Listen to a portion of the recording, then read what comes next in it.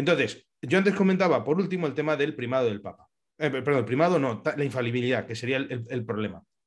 Porque la infalibilidad, cuando se define, que es por otro lado algo que también acepta Santo Tomás y que está en toda la tradición, es sobre todo una infalibilidad desde el punto de vista racional, desde el punto de vista teórico, o sea, de la fe, o de las costumbres, pero desde el punto de vista, digamos, de la inteligencia. Es decir, nunca se entendió que la infalibilidad fuera en las cuestiones de gobierno. Pero claro, estamos en una crisis que yo he venido a decir antes que es un problema de gobierno, es un problema de moral que se traduce en un problema de gobierno. Y como la solución al final es que se da junto a la restauración del tomismo es la infalibilidad del Papa, era casi inevitable que se convirtiera en lo que tenemos hoy. Lo que tenemos hoy es un problema que es que lo que se ve como infalible son las decisiones de gobierno del Papa. Y esto es una locura que no ha pasado jamás en la historia de la Iglesia. Y por extensión de los obispos. Claro, porque esto luego ya se une al orden jerárquico. Claro, exactamente, porque son esos obispos, muchos de ellos del centro y norte de Europa, después, posteriormente, en el Concilio Vaticano II, los que eligen, los que imponen sus peritos, sus consejeros teológicos al Vaticano II, y como bien Francisco Javier recordó en el último programa con la obra El Rin desemboca en el Tíber de Ralph Bilgen, al final son esos peritos imbuidos de filosofía racionalista alemana decimonónica y de protestantismo liberal teológico, los que a través del Vaticano II van de alguna manera a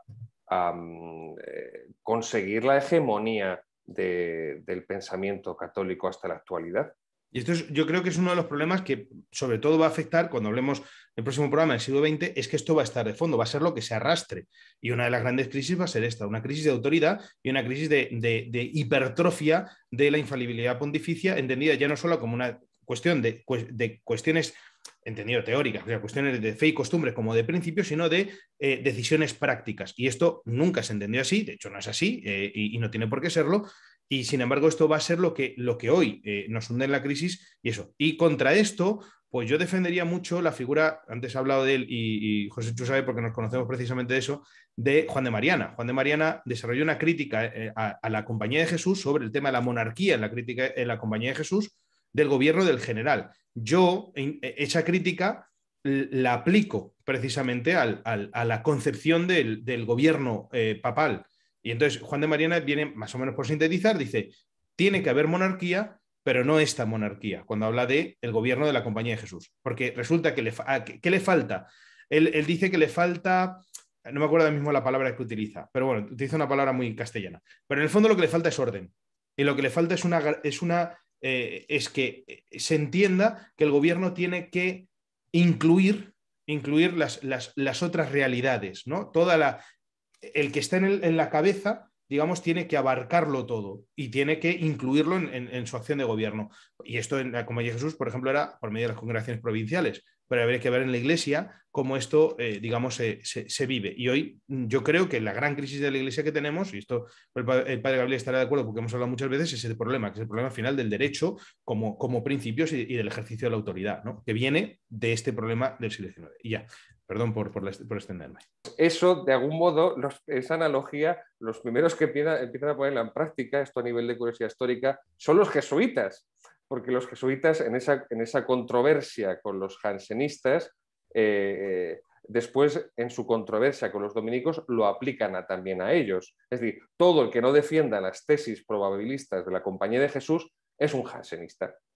Es un jansenista. Es decir, cuando Gramsci escribe los cuadernos de la cárcel famosos y también es uno de los inicios de esta estrategia de propaganda marxista, todo el que no es marxista hay que decir que es un fascista, hay que hacer ese argumento ad hominem para de algún modo descalificarle a nivel integral, bueno, pues ya la comienzan los jesuitas. Y termino también con esto que decía el padre Francisco, muy interesante, en el Concilio Vaticano I, que junto con el Concilio de Nicea, año 325, con el Concilio de Trento, 1543, 1565, 1870, Concilio Vaticano I, que son los tres concilios de los 21 ecuménicos de la Iglesia Católica, 21 ecuménicos, 20 dogmáticos, porque el Vaticano II no es un concilio dogmático, es un concilio ecuménico, universal, sí, pero es un concilio pastoral que renuncia a ser dogmático y no se proclama ningún dogma. Luego, realmente no hay ningún elemento vinculante dogmático con el Vaticano II.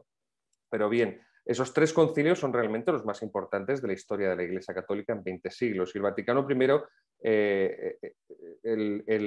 realmente el mayor aporte que hace, el más decisivo, es esa relación correcta entre gracia y naturaleza, entre creación y redención, entre la fe y la razón. Cuando en la Constitución Dei Filius el Vaticano I dirá que el hombre puede conocer a Dios racionalmente, que el hombre puede conocer a Dios por la razón, y eso evidentemente tanto en contra del fideísmo protestante como del racionalismo, pero que al final todos sabemos que el fideísmo protestante, cuando Lutero habla de la razón como la ramera del diablo, pues será precisamente donde ese fideísmo les va a llevar al final al desembocar en ese racionalismo.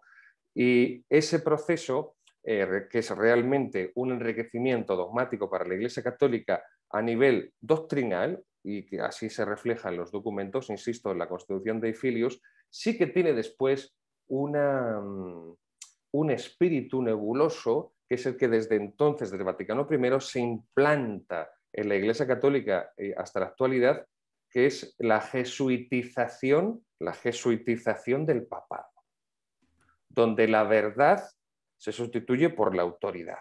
Entonces, no hay problema con Pío IX, porque el Papa, la autoridad es católica, pero ese enfeudamiento incondicional a la autoridad por encima de la verdad va a llevar después hasta la situación actual, en el que realmente hay un problema cuando la autoridad deja de ser católica tanto en sus planteamientos teóricos como a la hora de plasmarlos en la práctica.